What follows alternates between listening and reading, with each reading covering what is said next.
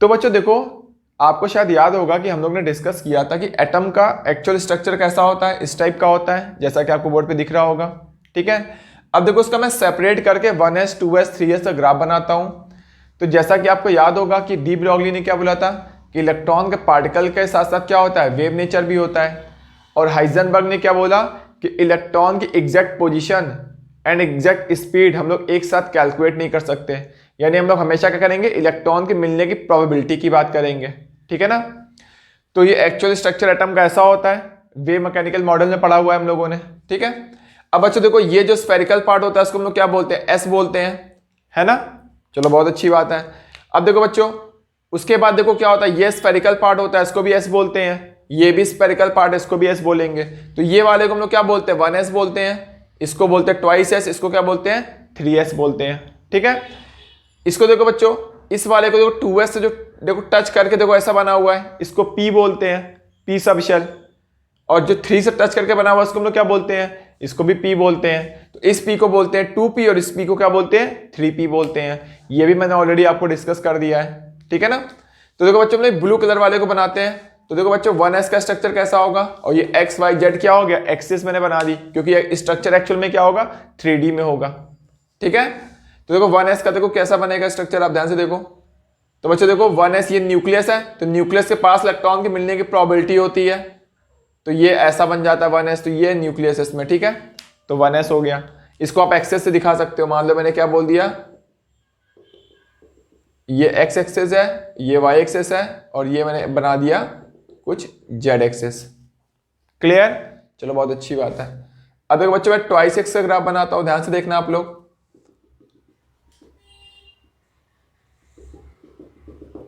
देखो, तो बच्चों देखो यहां पर ये न्यूक्लियस है ना, तो ये क्या हो गया, 1s हो गया।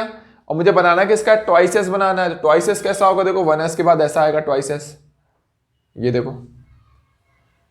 क्लियर है, तो ये किसका ग्राफ हो गया, ये ट्वाइस एस हो गया। क्या मेरी बात समझ में आ रही है, चलो अच्छी बात है। अब बच्चों देखो ये वाला जो पार्ट है, ये वाला पार्ट, इसके बीच में देखो क्या है, खाली जगह है। यानी जो मैंने डार्क से कर रहा हूं, इसमें क्या इलेक्ट्रॉन के मिलने की प्रोबेबिलिटी होती है, उसके बीच में देखो क्या है, खाली स्पेस है। यानी यहां पे इलेक्ट्रॉन नहीं है, इलेक्ट्रॉन नहीं है, तो उसको हम लोग क्या बोलते हैं, नोड बोलते हैं। ऑलरेडी मैंने आपको डिस्कस कर दिया है। तो इस नोड का नाम क्या होगा, तो इस नोड को हम लोग क्या बोलते हैं, ध्यान से देखो, इसको हम लोग रेडियल नोड बोलते हैं। क्यों, क्योंकि देखो रेडियस पर है, देखो इस और इस रेडियस के बीच में है ना नोड, तो इसको हम लोग क्या बोलेंगे, रेडियल नोड।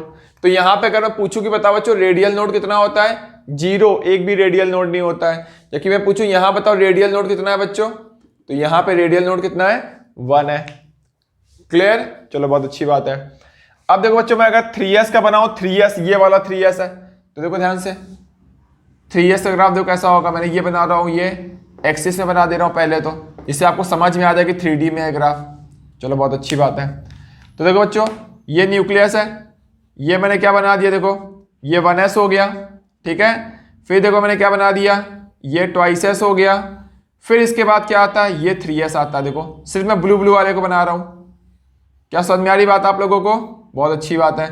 तो ये वाले नोड है, देखो यहाँ पे एक नोड ये है, देखो इसके बीच में इलेक्ट्रॉन के मिलने की प्रोबेबिलिटी 0 है। एक देखो यहाँ पे बीच में देखो इलेक्ट्रॉन के मिलने की प्रोबेबिलिटी क्या है, 0 है। तो इसमें देखो एक और एक कितने, 2 नोड है। तो रेडियल नोड कितने यहाँ पर, ये 2 है। क्या मेरी बातें क्लियर है आपको, तो चलो बहुत अच्छी बात है, जल्दी से आप लोग इसको नोट कर लीजिए। ठीक है,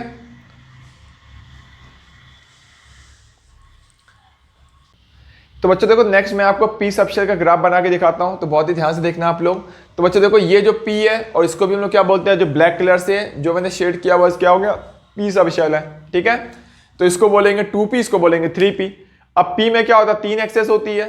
तो देखो बच्चों p को हम लोग क्या बोलते हैं, सबशेल बोलते हैं। चलो बहुत अच्छी बात है।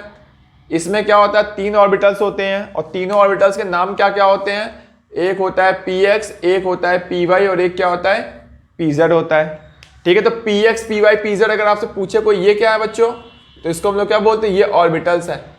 और ये क्या है, p सिर्फ लिखा है तो सबशेल है, और px py pz क्या है, ये ऑर्बिटल्स के नाम दिए हुए हैं। समझ में आया, चलो अच्छी बात है।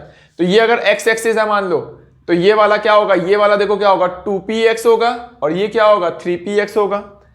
ये अगर y एक्सेस है तो ये क्या होगा 2py होगा, इसको क्या बोलेंगे 3py होगा। ये 2pz होगा, ये क्या होगा 3pz होगा। क्या फील आ रहा आप लोगों को? नहीं आ रहा? चलो देखो मैं सही से बनाता हूं। तो बोलूं px कैसा होगा, देखो ध्यान से बच्चों। तो अगर ये x एक्सिस है, ठीक है, तो देखो px इस टाइप से होगा। तो मैं ये बना रहा हूं, ये px, ये ऐसा देखो बना हुआ है, तो ये px है। समझ में आ रहा आप लोगों को? चलो बहुत अच्छी बात है, फिर तो समझ में आ रहा है। तो px है देखो। अब यहां पर देखो बच्चों क्या होगा, ऐसे एक नोड होता है, ये नोड होता है ना, ये एक एंगल पे होता है, नोड है किसी एक एंगल पर होता है, इसलिए हम लोग क्या बोलते हैं इसको, एंगुलर नोड बोलते हैं, ठीक है ना। तो उसमें पूछ लेगा px में बता बच्चों कितने एंगुलर नोड होते हैं, तो इसमें एंगुलर नोड कितना होता है, एंगुलर नोड मतलब कितना हो गया 1 हो गया। क्लियर है? चलो अच्छी बात है। अब बोलेगा किस एक्सेस में होता है एंगुलर नोड, बताओ किस प्लेन में होता है, ठीक है। एंगुलर नोड बोल दो या फिर इसको क्या बोल दो, नोडल प्लेन। ध्यान से देखो मैं लिख रहा हूं, इसको नोडल प्लेन भी बोलते हैं। तो पूछ लेगा बताओ बच्चों इसमें नोडल प्लेन कितने होते हैं, तो नोडल प्लेन 1 होता है। किस एक्सेस में होता है, तो नोडल प्लेन क्या होगा, एक्स को छोड़ दो तो क्या बचेगा YZ, तो नोडल प्लेन क्या होता है YZ एक्सेस में होता है नोडल प्लेन। क्या मेरी बात समझ में आ रही है आप लोगों को? चलो बहुत अच्छी बात है। सेम इसी टाइप से देखो बच्चों मैं क्या बनाऊंगा, py बनाऊंगा। py क्या, अगर ये y एक्सेस है तो ये x एक्सेस हो जाएगा, वैसे क्या होगा z एक्सेस हो जाएगा। तो ये क्या होता है y एक्सेस में देखो होता है, यानी इलेक्ट्रॉन के मिलने की प्रोबेबिलिटी कहां पर होती है, y के अलोंग होती है। देखो यहां पे इलेक्ट्रॉन कहां मिल रहा है, देखो y एक्सेस पे मिल रहा है। px में इलेक्ट्रॉन कहां मिल रहा है, x एक्सेस पे मिल रहा है, ठीक है। चलो अच्छी बात है। तो इसमें भी देखो बच्चों ये क्या हो जाएगा, नोडल प्लेन हो जाएगा। इसमें नोडल प्लेन कितना होता है, वो भी 1 होता है। किस एक्सेस में होता है, y को छोड़ दो, x y z में y छोड़ोगे तो क्या हो जाएगा, zx प्लेन हो जाएगा। इसको हम लोग क्या बोलेंगे, नोडल प्लेन बोलेंगे। ओके चलो बहुत अच्छी बात है। अब देखो बच्चों ये pz में बना रहा हूं, ये मान लो z एक्सिस है, ठीक है। तो z एक्सिस पे इलेक्ट्रॉन के मिलने की प्रोबेबिलिटी होती है, यानी ऐसा होता है। तो वो कंबाइंड स्ट्रक्चर था, देखो मैं सेपरेट करके देखो बना रहा हूं ऐसे करके। तो pz क्या हो जाएगा, जैसे मान लो कि ये x एक्सिस है, ये वाली x एक्सिस हो गई, ठीक है। ये वाली क्या हो गई, y एक्सिस हो गई। ये तो ये वाली एक्सिस क्या हो जाएगी, ये z एक्सिस हो जाएगी। तो देखो ये वाला क्या हो जाएगा 2pz, और ये वाला क्या हो जाएगा 3pz हो जाएगा। देखो मैंने बना दिया। ये क्या हो जाएगा, प्लेन हो जाएगा। इसको हम लोग क्या बोलेंगे, नोडल प्लेन। तो नोडल प्लेन कितना होता है, 1 होता है। किस प्लेन में होता है, एक्स वाई जेड में, जेड हटा दो तो क्या हो जाएगा, एक्स वाई प्लेन को हम लोग बोलते हैं नोडल प्लेन। क्या अभी क्लियर है आप लोगों को? तो चलो बहुत अच्छी बात है, जल्दी से आप लोग नोट कर लीजिए इसको पहले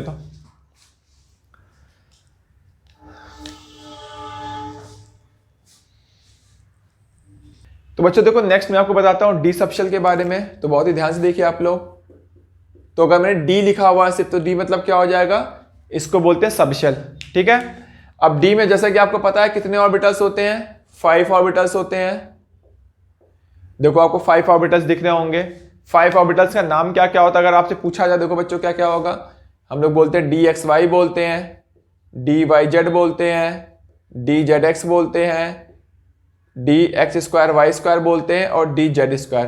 तो इनको बच्चों हम लोग क्या बोलते हैं, ये सब ऑर्बिटल्स लिखे हुए हैं, ठीक है। तो अगर ये लिखा है मतलब सबशेल है, इसका मतलब क्या होता है, ऑर्बिटल्स होता है। अब ये पांचों क्या हो गए, ये इनके नाम हो गए। तो अब ये पांचों में कोई भी, ये मैं नहीं बोलो डी एक्स वाई, इसका नाम भी हो सकता है, इसका भी हो सकता है, इसका भी हो सकता है, इसका भी हो सकता है, इसका भी हो सकता है, कोई फिक्स नहीं है, ठीक है ना। लेकिन जनरली क्या होता है, मिडिल वाले को हम लोग क्या बोलते हैं, डी जेड एक्सेस बोलते हैं। तो डी जेड स्क्वायर मिडिल वाला होगा, बाकी चारों कोई भी रख सकते हो, ठीक है ना। उसको छोड़ के बाकी एक्स वाई तुम कोई भी मान सकते हो, वाई जेड कोई भी मान सकते हो। क्लियर है? चलो अच्छी बात है। तो अब बच्चों देखो डी एक्स वाई का देखो कैसा बनेगा, देखो यहां पर। तो डी एक्स वाई देखो कैसा होता है, ये मैंने बना दिया एक्स एक्सिस बना दिया, और ये मैंने बना दिया वाई एक्सिस बना दिया। जेड एक्सिस कहां होगी, इसके परपेंडिकुलर होगी। तो देखो डी एक्स वाई क्या होगा, मतलब इलेक्ट्रॉन के मिलने की प्रोबेबिलिटी कहां पर होगी। तो ध्यान से देखो यहां पर एक्स वाई प्लेन में होती है, ये डी एक्स वाई ऐसा होता है, ये ऐसा होता है, ठीक है ना। तो ये वाला प्लेन एक्स वाई प्लेन हो गया। यहां पे इलेक्ट्रॉन के मिलने की प्रोबेबिलिटी है, यहां पे इलेक्ट्रॉन के मिलने की प्रोबेबिलिटी है, ठीक है। आपसे पूछेगा बताओ बच्चों यहां पर नोडल प्लेन कहां कहां होगा, तो इसमें भी क्या होता है, नोडल प्लेन होता है। कितने होता है नोडल प्लेन, 2 होता है। कहाँ कहाँ होता है पूछ लेगा, तो आपको बच्चों याद रखना है एक्स वाई को छोड़ दो तो क्या बचेगा, Y Z and Z X. ये प्लेन क्या होता है, ये नोडल प्लेन होता है। क्या अभी क्लियर है आप लोगों को? तो चलो बहुत अच्छी बात है, ठीक है। अब देखो डी जेड एक्स की अगर मैं बात करूं तो देखो ये क्या हो गया, जेड एक्सेस हो गया, तो ये क्या हो गया, एक्स एक्सेस हो गया। तो जेड एक्स क्या होगा, इलेक्ट्रॉन के मिलने की प्रोबेबिलिटी कहां होगी, जेड एक्स प्लेन में होगी, ठीक है। तो देखो यहां पर ये जेड एक्स प्लेन हो गया, ये देखो, तो ये इलेक्ट्रॉन के मिलने की प्रोबेबिलिटी यहां पर है। यहां पर देखो इलेक्ट्रॉन के मिलने की प्रोबेबिलिटी कहां पर है, यहां पर है। तो यहां पे पूछेगा अगर जेड एक्स पे इलेक्ट्रॉन है, मिलने की प्रोबेबिलिटी है, तो नोडल प्लेन कहां कहां होगा, वो एक्स वाई और वाई जेड प्लेन में होगा। तो X Y and Y Z plane को हम लोग क्या बोलते हैं, नोडल प्लेन बोलते हैं। क्या भी क्लियर है आप लोगों को? चलो बहुत अच्छी बात है। अब देखो नेक्स्ट मैं आपको बताता हूं डी वाई जेड का। देखो यहां पर क्या बनेगा, तो ये वाई एक्सेस ले लिया मैंने, जेड एक्सेस ले लिया, तो वाई जेड क्या होगा, इलेक्ट्रॉन के मिलने की प्रोबेबिलिटी वाई जेड प्लेन में होगी। तो देखो यहां पर ऐसा होगा, ये देखो, ठीक है। तो इसमें नोडल प्लेन कहाँ होंगे, कितने होंगे, दो होंगे। कहाँ कहाँ होंगे, वाई जेड है, तो मतलब क्या हो गया, X Y Y Z plane को हम लोग क्या बोलते हैं, नोडल प्लेन बोलते हैं। क्या अभी क्लियर है आप लोगों को? चलो बहुत अच्छी बात है, जल्दी से आप लोग नोट करिए, फिर मैं इसके आगे का पार्ट डिस्कस करता हूं। तो यहां पूछ लेगा, बताओ इसमें इलेक्ट्रॉन के मिलने की प्रोबेबिलिटी कहां पर होगी, एक्स वाई प्लेन में होगी। तो पूछेगा नोडल प्लेन कहां होगा, वो वाई जेड और Z X plane nodal plane है, यानी यहां पे इलेक्ट्रॉन के मिलने की प्रोबेबिलिटी 0 है, मतलब वो नोड है। वैसे यहां पर देखो इलेक्ट्रॉन के मिलने की प्रोबेबिलिटी कहां होगी, जेड एक्स प्लेन में होगी, तो बाकी ये दोनों नोड हो गए, ये सॉरी नोडल प्लेन है, ठीक है। वाई जेड पे इलेक्ट्रॉन के मिलने की प्रोबेबिलिटी, ये दोनों क्या हो गए, नोडल प्लेन हो गए। सॉरी यहां पर क्या होगा, एक्स जेड हो जाएगा। तो करेक्शन कर लेना इसको, यहां पर एक्स वाई और एक्स जेड कर देना, ठीक है। तो चलो बहुत अच्छी बात है। अब देखो बच्चों इसी में दो पॉइंट में और डिस्कस करता हूं, दो और बचे हुए हैं ना, कौन कौन सा, एक बचा हुआ है आपका D X square Y square. तो ये एक्स एक्सेस मान ली, ये वाई एक्सेस मान ली। तो देखो एक्स स्क्वायर वाई स्क्वायर कैसा होगा, तो बहुत ही ध्यान से देखो। तो इलेक्ट्रॉन के मिलने की प्रोबेबिलिटी कहां पर होगी, एक तो एक्स के अलॉन्ग होगी और एक वाई के अलॉन्ग होगी। तो ये हो गया, क्लियर है। तो यहां पे क्या हो गया, नोडल प्लेन कितने होते हैं, इसमें भी दो नोडल प्लेन होते हैं, यहां से 45 के डिग्री पे होते हैं, ठीक है। चलो अच्छी बात है। तो ये हो गया D X square Y square हो गया। चलो बहुत अच्छी बात है। देखो बच्चों यहाँ पे सब में कितने नोडल प्लेन आ रहे हैं, 2 आ रहे हैं, क्लियर। तो बच्चों देखो यहां से एक फॉर्मूला बन गया, नोडल प्लेन बोलो या फिर एंगुलर नोड बोलो, इसी को बोलते हैं एंगुलर नोड, है ना। तो यहां देखो बच्चों मैं एक फॉर्मूला बना रहा हूं, फॉर्मूला क्या बना रहा हूं, रेडियल नोड कैलकुलेट करने का फॉर्मूला क्या होगा, देखो n माइनस एल माइनस 1। अभी हम लोग निकाला था 1s में, याद करो 1s में कितने रेडियल नोड आ रहे थे, एक भी नहीं, 0 आ रहा था। यहां से कैलकुलेट करके देखो n की वैल्यू 1 हो गई, l के लिए l की वैल्यू 0 हो गई, तो 1 माइनस 0 माइनस 1 देखो 0 आ जाएगा। तो इसमें क्या होते हैं, 0 रेडियल नोड होते हैं, वो रेडियल नोड। मैंने पूछा यहां पे रेडियल नोड तो 0 होते हैं, मैंने पूछा था ट्वाइस एस में कितने होते हैं, तो यहां पे रेडियल नोड कितना आ रहा था, 1। यहां से भी निकालो, तो यहां रखोगे 2 माइनस 0 माइनस 1, देखो 1 आ गया, समझ रहे हो। तो रेडियल नोड का बच्चों फॉर्मूला आपको याद रखना है। चलो बहुत अच्छी बात है। अब देखो बच्चों यहां पर एंगुलर नोड यानी ये नोडल प्लेन, इसका फॉर्मूला क्या होगा, जो एल की वैल्यू होगी, यानी एस में एक भी एंगुलर नोड नहीं था क्योंकि वहां पे एल की वैल्यू 0 थी, इसलिए एक भी नहीं था। पी में कितने होते हैं, पी में 1 था नोडल प्लेन, तो यहां पे देखो पी में एल की वैल्यू 1 होती तो उसमें 1 था, है ना। अब देखो यहां पर बच्चों डी में कितने होते हैं, डी में नोडल प्लेन 2 हैं, तो एल की वैल्यू भी कितनी है, 2 है। तो नोडल प्लेन का फॉर्मूला क्या हो गया, या फिर एंगुलर नोड का जो एल की वैल्यू होगी वही क्या होगा, एंगुलर नोड होगा। क्या मेरी बातें फील आ रही है आप लोगों को? चलो बहुत अच्छी बात है फिर तो, ठीक है। तो बच्चों रेडियल नोड का फॉर्मूला आपको समझ में आ गया, ये आपको याद रखना n माइनस एल माइनस 1, ठीक है। एंगुलर नोड का फॉर्मूला क्या होगा, इक्वल टू एल होगा, क्लियर है। चलो बहुत अच्छी बात है। अब देखो इसी में मैं आगे बताता हूं, एंगुलर नोड का फॉर्मूला तो एल हो गया, लेकिन यहां पर एक याद रखना है, एक्सेप्ट डी जेड स्क्वायर। अब डी जेड स्क्वायर में क्यों नहीं होता मैं डिस्कस करने वाला हूं, थोड़ा सा वेट करो आप। तो मैंने पूछा बताओ बच्चों कि टोटल नोड का फॉर्मूला क्या हो जाएगा। टोटल मतलब सबको सम कर दो, तो सम करोगे एल एल कैंसिल हो जाएगा, तो वैल्यू क्या आएगी n-1। तो बच्चों ये आपको तीनों फॉर्मूले याद रखने हैं, डायरेक्ट आपसे क्वेश्चन पूछा जाएगा। क्या क्लियर है आपको? चलो बहुत अच्छी बात है। तो बच्चों देखो मैं सबको रफ कर रहा हूं।